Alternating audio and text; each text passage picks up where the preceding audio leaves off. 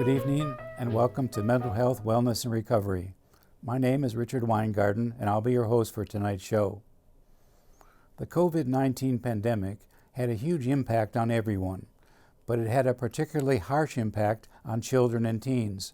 Their lives were upended by school closings, remote learning, being cut off from their friends, and not being able to deal with the loss and upheaval in their lives.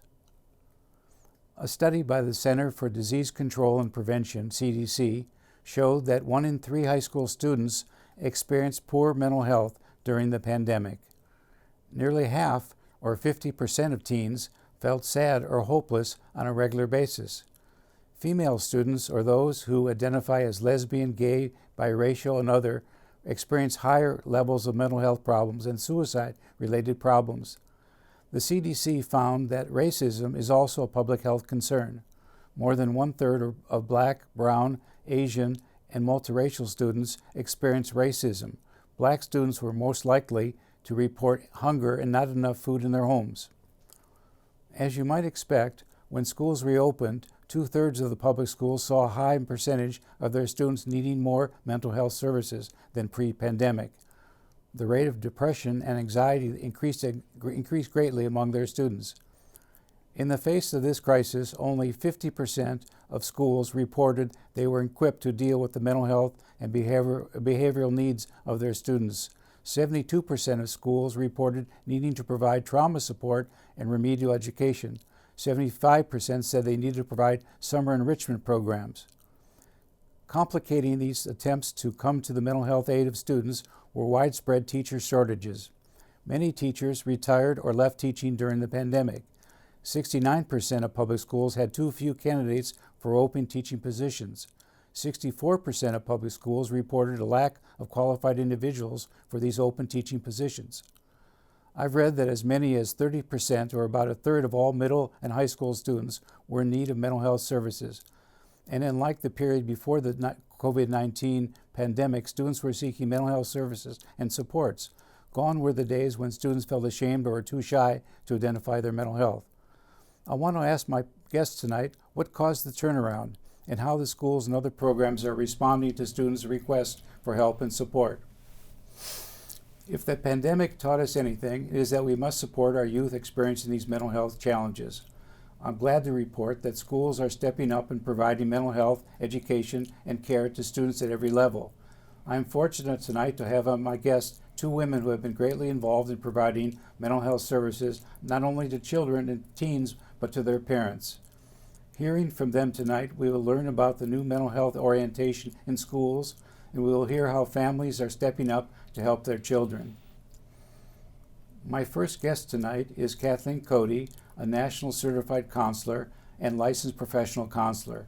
Kathy is the Director of Mental Health, Student Wellness, and Family Engagement for the Killingley Public Schools. Kathy also oversees the evaluation and implementation of a comprehensive system of mental health supports and services within the 5 schools in Killington District. Kathy, welcome to the program. Can you shed any light on why students are asking for help with mental health issues? Was it or still is a stigma regarding mental health among children? So I think that the collective experience that we all went through of going through the pandemic was very detrimental for a lot of children and families. But I would say that one of the silver linings of going through that experience was that because everybody had a shared experience of being lonely and isolated through the pandemic, we saw that kids were more able to identify their own loneliness and feelings of needing support for their mental health when they came back to school.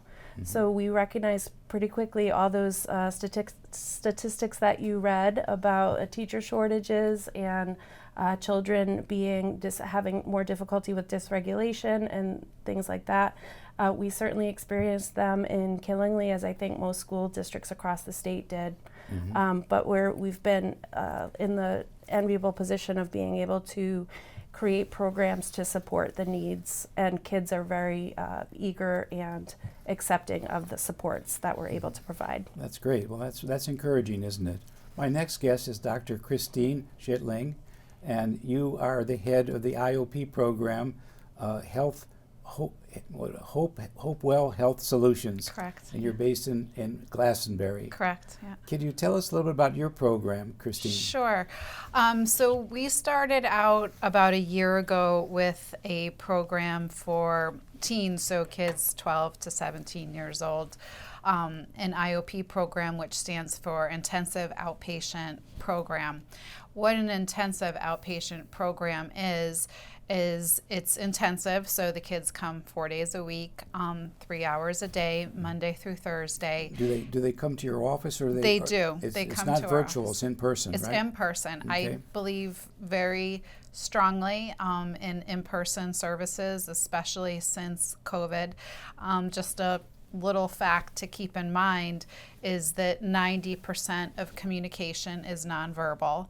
As a therapist and as a psychologist, part of our job is to fully engage with our patients and our clients and to feel what they're feeling, and that's very, very hard to do behind a screen. So really for us to, even for a therapist to be fully engaged, it really needs to be in person. So we are in person. IOP really, it comes from the model of it takes a village to raise a child. You have a team of people working with your child. You have a medical team, psychiatrists, psychiatric PAs.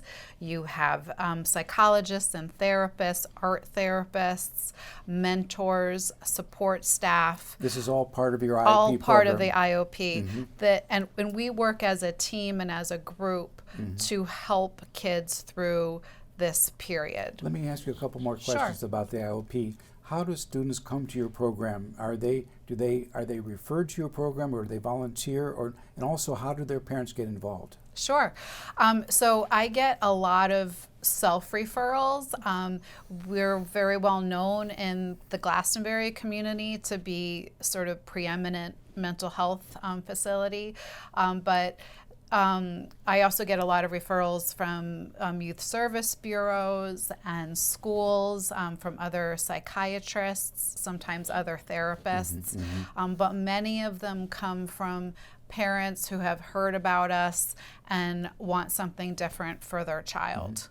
And your students come from all over the state too, don't they? They do. So we have had students all the way from Greenwich, Ridgefield areas, all the way up to Suffield, right around the Massachusetts border, and also from New Haven. So we are the only, there's some distinctive differences about us. We are the only IOP for teens in the state that is strictly mental health.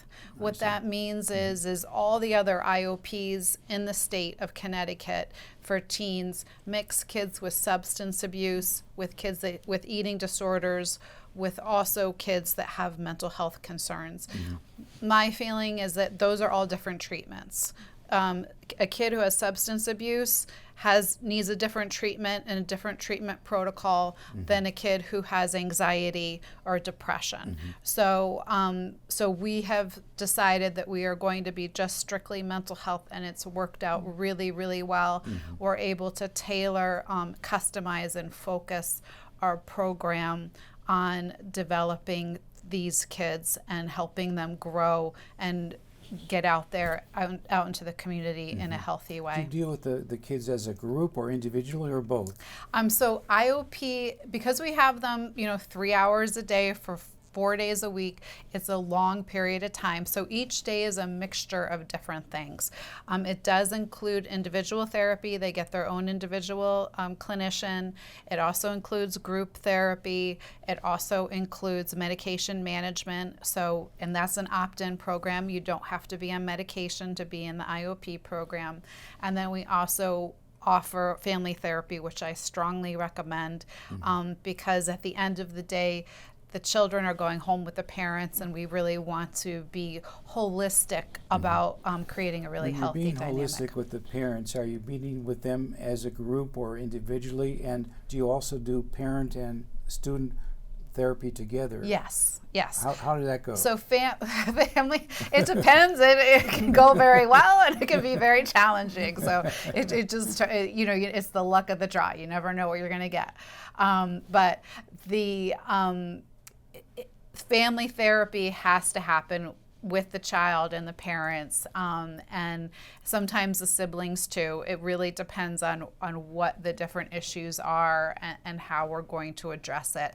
But it is such an important piece of putting everything back together again, and really that's the thing about IOP is we sort of take care of all the pieces. So a lot of times a child who has mental health concerns may be getting their medication from a pediatrician, or they may be getting their medication from another psychiatrist, and then having therapy with a therapist, and then maybe doing family therapy or not doing family therapy, and we collaborate all together. Mm-hmm. With the families, do you have any resistance or reluctance of the families to get involved, and how do you deal with that? Because I've read a lot about stigma, and there's a lot of stigma when it comes to mental health. Mm-hmm. People feel that mental health is something that shows weakness, or that shows bad parenting, or shows a violent person.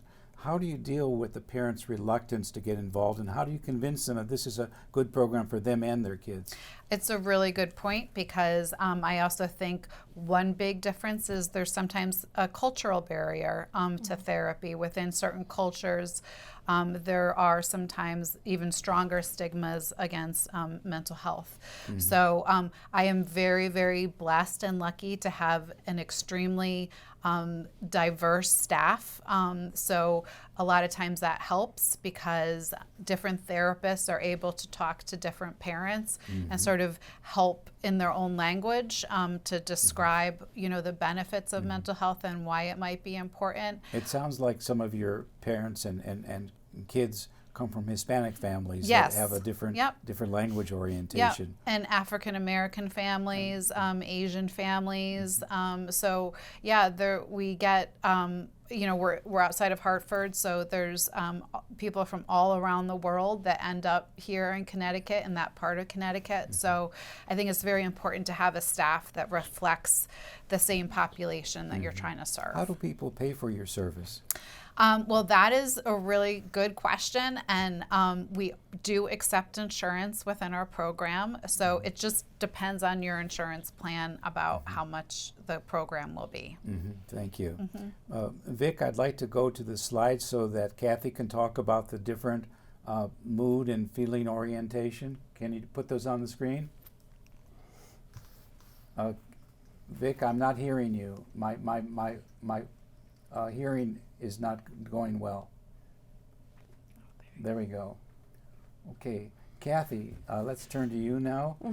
You deal with kids from pre-K all the way through high school. That's right. Would you talk a little bit about some of the work on helping kids understand their feelings and how to handle them? Okay, we put a slide up on the screen showing mood meters. Could you explain what those slides represent, please? Absolutely. So the state of Connecticut Department of Education has placed a major focus on teaching children social emotional skills, and we begin doing that right in when they first come to us. So this is a representative of the mood meter, which is part of Mark Brackett's work in the Ruler program. Now he's from Yale, isn't he? And he is. He's done a lot of pioneering work in helping kids recognize their feelings and how to handle them. And this slide in particular is for young kids like K and first graders, right? That's right, yes. And so we want the kids to be able to identify what it is that their body is feeling. So the ideal kind of states for learning are those that are more to the right of the quadrants. So the more comfortable you are, and the more in control your energy level is, the more you're going to be available for learning. So we start off kind of with some basic emotions, teaching the kids to be able to identify if they are in the yellow or in the red or the blue, and more importantly, the tools that they need in order to get them into more into the quadrants that are more in the green and yellow side. And then that progresses through as the kids go through the grades. So this is an example of a mood meter that would be for like, kindergarten, first, maybe second grade. And then they just progressively get a little bit more advanced Vic, that's right. This is like for middle schoolers, right? Yep, middle or high school. So this this visual was created by a high school student in the state, and it's taking the same kind of emojis that kids are used to, but it expands the vocabulary it builds on the vocabulary that they've already started to learn of different feelings, words, to really be able to identify what feeling that they are feeling in the moment. Is there a further slide? Yes, that's the high school slide. Sure. Right? Yep. And then it just sort of walk us progresses even through more. the upper left-hand corner. That's the red. Those are the really sort of the very strong feelings. Yes, exactly. So more kind of feeling a little bit more discomfort and like the uncomfortable feelings and maybe like a high energy. So, and what about the lower left-hand corner? Yep. So those would be lower energy feelings, but may not necessarily be available for learning because those are more like internalizing states. So you might be bored or complacent, fatigued, sad, and the colors kind of match what the feelings are. How about the upper right now? Yep, the upper right quadrant, we're looking at ecstatic and joyful. That's again it's high energy and moving more towards comfortable, being comfortable, lively, cheerful, but you can see those words are more active, exhilarated, and then moving down to the bottom right green quadrant, that's exactly where you want kids to be in order for their brains to be available for learning. Nice. So the first step is really just kind of teaching kids to be able to identify using the right vocabulary for what they're truly feeling, because if they're misidentifying, then the intervention that you might suggest for them might be an intervention that's great for one feeling but not appropriate for another one. So the work is to kind of get them to identify their feelings, get them comfortable with the vocabulary, and certainly as they get older, then their vocabulary expands and their understanding of their ability of what they need to do in order to get themselves prepared for learning increases as well. What about kids that come in feeling really angry or furious or out of control? How do you help kids like that are going through a mental health crisis or trauma? Yep. So we've done that in different ways across different districts that I've worked in. So sometimes I think it goes back to, again, though, as helping the kids to identify what those feelings are, and then as the kids are older, they're able to also identify what they need in order to get themselves back. So that might be a walk. When you say get themselves back, what do you mean by that? Kind of get themselves back into the green, and get themselves back out of that kind of hot of feeling where their amygdala is activated, their brain is flooded with cortisol, which is the stress hormone, which shuts down the thinking part of the brain. So we want to get them back into feeling more comfortable and more aware of how their thoughts turn into their actions, and thoughts turn into feelings, which then turn into actions. Before we were talking about chill sessions or quiet like corners. A chill room. Or a calming room. How are those used, and what grade levels use those? So that was a big thing that kind of happened after the pandemic. A lot of classrooms were doing this pre-pandemic as well, but I think they really, it expanded greatly after the pandemic. A lot of schools used grant money for teachers to be able to, within their own classroom, create a calming corner that would have different kind of examples of square breathing, different methods that the kids could use in order to get themselves regulated. And then, so if a school has enough space that is not being used and can be designated as a chill space or a recovery room. We've heard them called. They could have a whole separate room.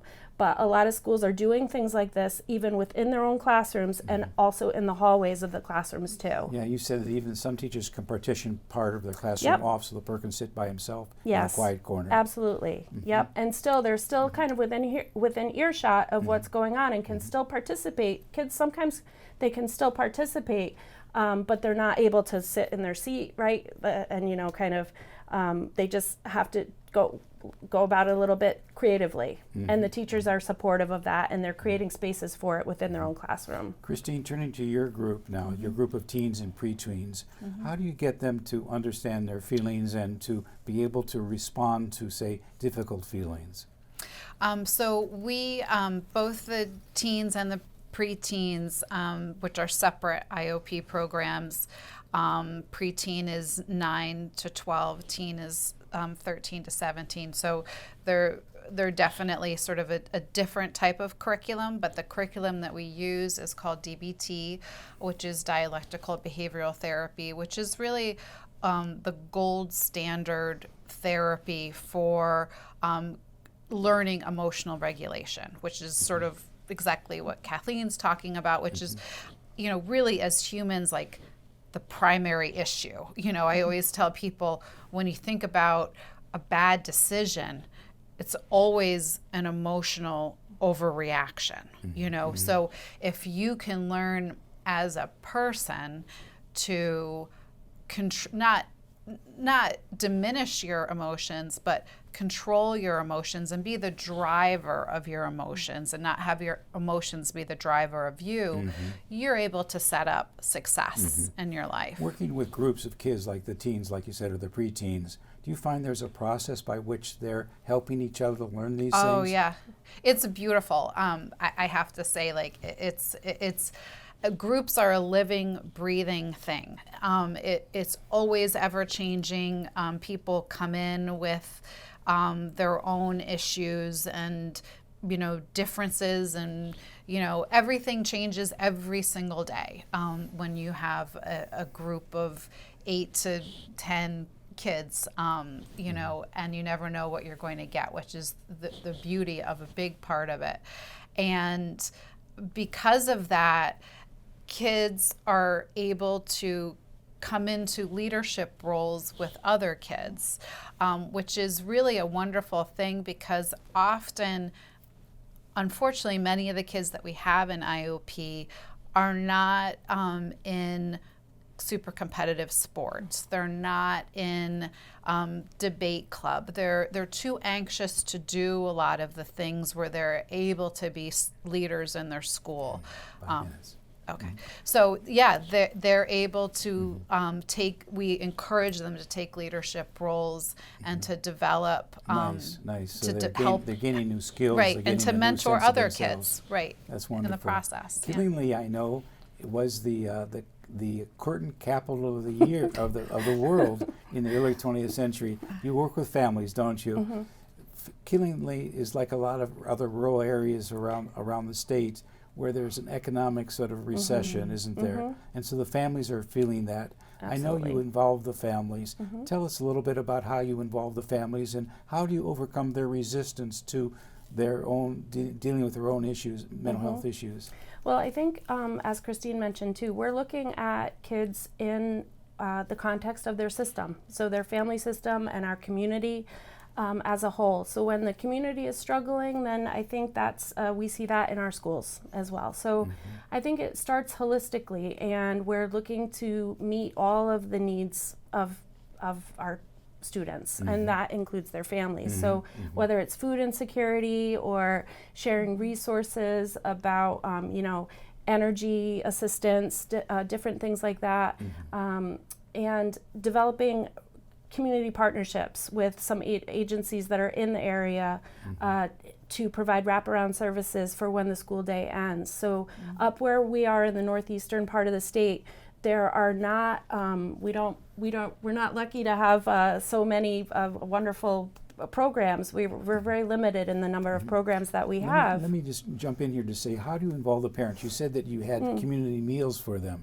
And Yeah. that's a way of bringing them together and helping to start the working with them. Is that correct? So in different roles, we've had quarterly community feasts, we called them, and brought the parents in and to share a meal with our students and our faculty, and just to build those relationships over food. Food And has then a way of bringing people I like together, that, doesn't yeah. it? it sure does, right? And then you can share some resources while Right, while yeah. you're sharing That's right. sharing the meal, you know. So Yeah. it's been had been very successful. You work with families too, don't you? Do you have any these kinds of ways of working with them, like bringing them together for over common meals or common? We don't. program or something? We're not able to offer food because of licensing or DCF license, so we can't offer food. But we do have parents come in every Thursday. They come to the IOP program, and they actually learn the same skills that the kids learn. Do they learn alongside their kids or separately? They learn alongside the children, and really what we try to do is we try to get the kids to teach the parents, so the kids are taking ownership of these concepts, because as very you know, nice. when you teach something, you really learn it. That's So true, yeah. and I always tell the kids, hey, listen, parents are stressed out too, like they need to learn these strategies also, so you need to teach them, you know. Oh, that's great. And they really enjoy doing that. Okay, now we're kind of out of time, but I'm going to ask you both to give a takeaway for our audience now, starting with you, Kathy. Yeah, I think that my biggest takeaway would be that we are all connected, and the more that we can remember that and notice when someone's struggling and meet it with kindness, then I think our world would be a better place. Thank you. And you mentioned, Christine, that you work as a village. Could you? Yeah, comment on so along with connection, I feel like we have always lived and breathed and solved problems as a tribe. And I think connection, purpose, and deep emotional human conversation and really connecting with other people, old school style. I always tell kids, like the dinosaurs did, So I wanted to talk a little bit about social media, but we're not going to have time for it tonight. yeah. But that's another issue altogether, isn't it? yeah. I want to thank you both for joining me on the program tonight, and I want to thank the viewers too for listening in. I hope you enjoyed the program, and I'll see you next month with another program. Thank you so much. Thank you. Thank you. you.